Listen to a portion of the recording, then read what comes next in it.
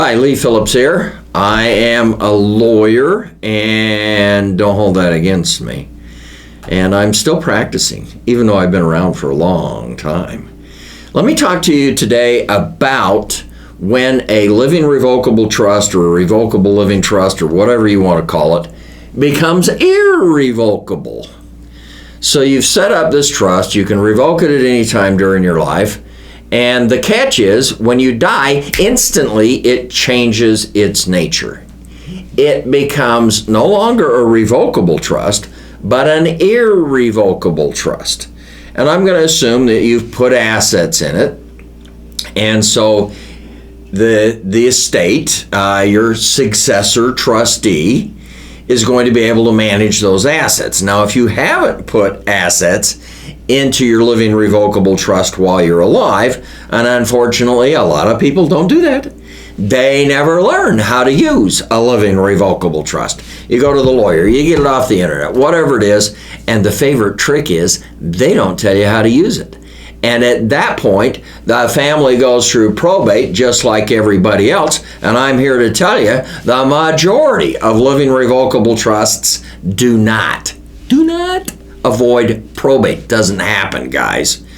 Don't forget to get my ebook. It's free. How to use a living revocable trust, okay? Just email info, at legalees.com. And in the subject line, put free living revocable trust ebook or whatever, using a trust ebook, whatever you want to do, so that they can identify what you want. But at any rate, when the grantor, you, the dude, dies, instantly that trust becomes irrevocable. And if the assets are in it, they just go on. If the assets aren't in it, your trust is always going to have what we call a pour-over will with it. The family will have to probate the assets, and then the will says, after the assets are probated, then everything pours over into the living revocable trust, which is now an irrevocable trust, but it pours over into the living revocable trust, and then the successor trustee can manage it.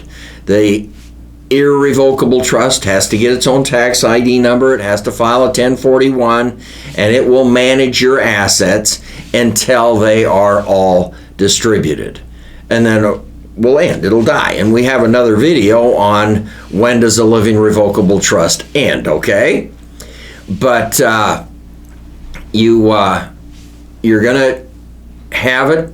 It's going to become irrevocable, and that means it stands on its own legs, and it becomes irrevocable instantly at the grantor, your death.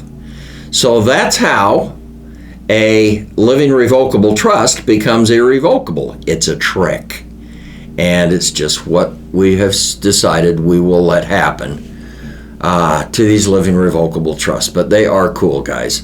Don't forget to subscribe and get the free ebook, and we will see you again.